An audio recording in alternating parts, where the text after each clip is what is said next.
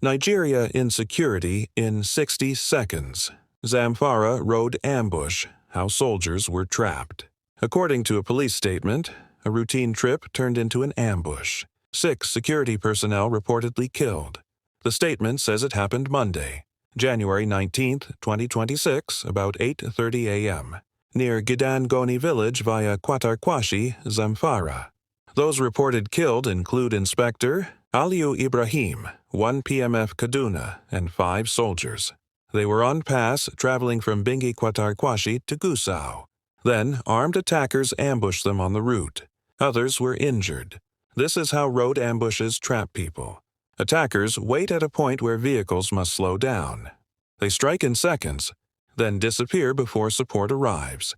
Victims were taken to Yeriman Bakura Specialist Hospital, Gusau. The injured got treatment, and the bodies were taken to the morgue. If security teams can be hit during routine movement, civilians on the same roads face even bigger risk. So the real question is, who is securing these routes? Before the next trip turns deadly? That's Nigeria Insecurity in 60 Seconds. Nigeria Insecurity in 60 Seconds, Kaduna. Sunday church service turned into a trap. On Sunday, January 18, 2026, in Kurmenwali, Kajuru LGA, Kaduna State, suspected bandits attacked multiple churches during service. Local reports say more than 100 worshippers were abducted. Here's the scary part. Witnesses say they moved church to church. Shots were fired to cause panic. People ran into nearby bushes, and other attackers were waiting. It shows even places people trust can be targeted. Local reports also say about 10 people were released because they were considered vulnerable. Authorities were notified, and more details are still expected. Some international reports suggest the total may be higher than 100, but the exact number is still being clarified. So tell me in the comments what stops this faster. Patrols, intel, arrests, or local defense. Type one word. Nigeria Insecurity in 60 Seconds. Kogi again. 3 kidnapped victims are finally free after over 4 weeks in captivity, and their families reportedly paid ransom. The victims are Eniojukan Samuel, Eniojukan Bunmi, and Ekomitan Mary. They were reportedly abducted by suspected kidnappers along the Ihale-Taki Road. In Taki community, Kabba Bunu, LGA, Kogi State, reports say they regained freedom after more than a month. But here's the scary part. This is how the kidnap economy survives. Grab people, negotiate, collect money, repeat. And residents have repeatedly described that route as unsafe. So when ransom works, it can fuel the next attack. 2 quick safety rules for routes like this. 1.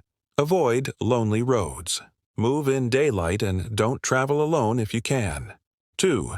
Share your route and ETA. Let someone track you and reroute if the area is known for attacks. We're glad they're free, truly. But until kidnapping stops paying, who is next? Now tell me in the comments, what will end kidnapping faster?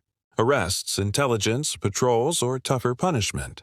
Type one word. Arrests, intel, patrols, or punishment. Nigeria Insecurity in 60 Seconds. Here's what happened. In Kano State, on Saturday, January 17, 2026, Fatima Abubakar and her 6 children were killed inside their home. Police say it happened in Durai Chiranchi quarters. Kano Municipal LGA, around 12:10 p.m., Kano Police spokesperson CSP Abdullahi Haruna Kiawa said, Governor Abba Yusuf condemned the attack, and police say they arrested 3 suspects, Umar Awalu, 23, Taishaku Yakubu Chebe, Swarte, and Yakubu Abdulaziz Wawo, 21, with Umar Awalu reportedly the victim's nephew. This is the scary part. They weren't attacked on the road. They were attacked at home. When home is no longer safe, everyone becomes the next potential target. Police also say the same suspects are linked to the unsolved 2025 killings of 2 women in Tudunyola, meaning this may be more than one crime. It could be a trail. Police say they recovered blood-stained clothing and stolen items, and the state says it will prosecute fully while increasing community surveillance and patrols. Officers also say the arrests happened between 10 p.m. on January 17 and 40 a.m. on January 18th. What should happen now? Death penalty, life sentence, or fast-tracked trial? Comment. That's Nigeria Insecurity in 60 seconds. Follow for daily updates. Nigeria Insecurity in 60 seconds. Here's what happened. According to Sahara reporters, in Rivers State, a police inspector's rifle discharged inside the same vehicle and hit two fellow officers. Police sources quoted in the report say it happened on Sunday, January 18, 2026, around 1 p.m., while officers were traveling from Life Camp to their quarters.